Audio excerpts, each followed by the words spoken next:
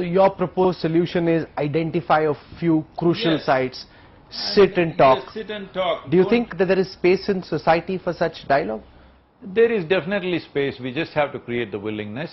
In this, media houses have a significant role. If you call for debates with the sensible people from both communities, if that narrative begins to build, definitely it's possible. There is no dispute that cannot be settled.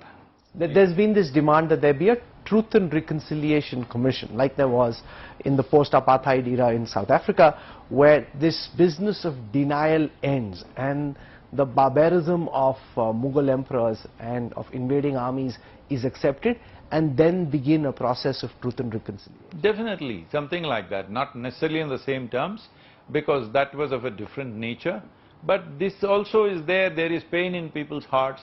So sit down and talk rather than just fighting endlessly, arguing endlessly. First of all, those who are in active politics should be kept out of these things, because this should not be made into a political mileage or a political capital for anybody. But for the conversation in the country should move beyond communities and come to the nation.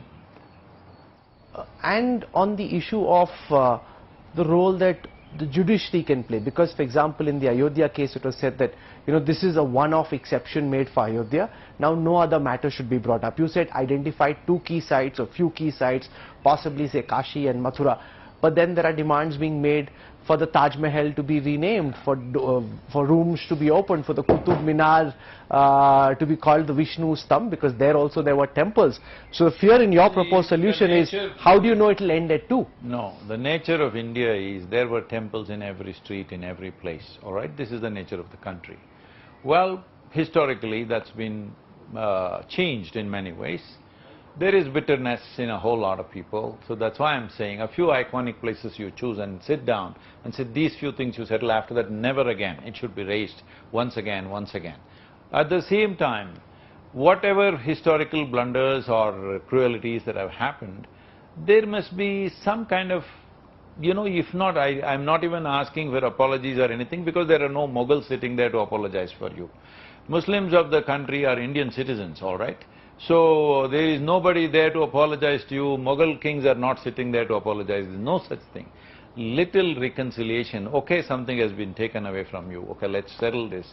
This approach should come. Above all, we must settle these things quickly if you want nation to move ahead.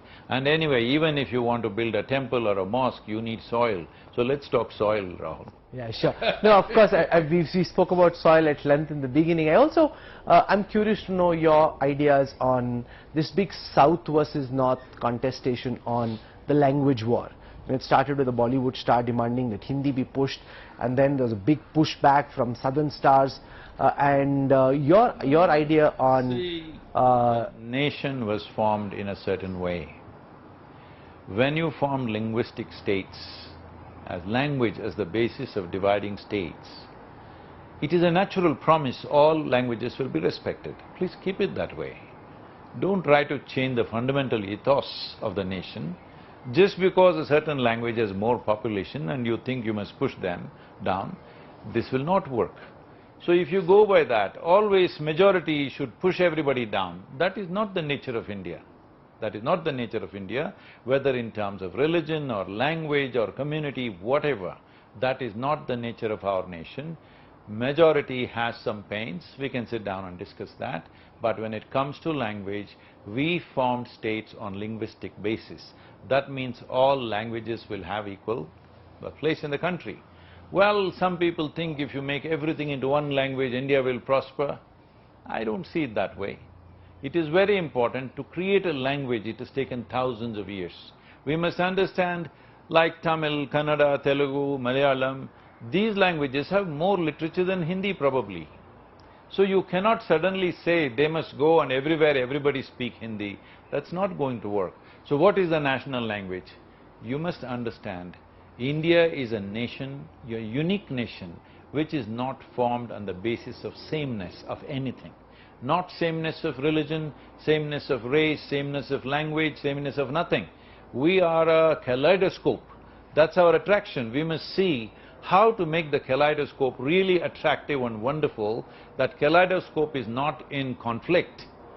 That has always been the nature of the country and we must keep it that way.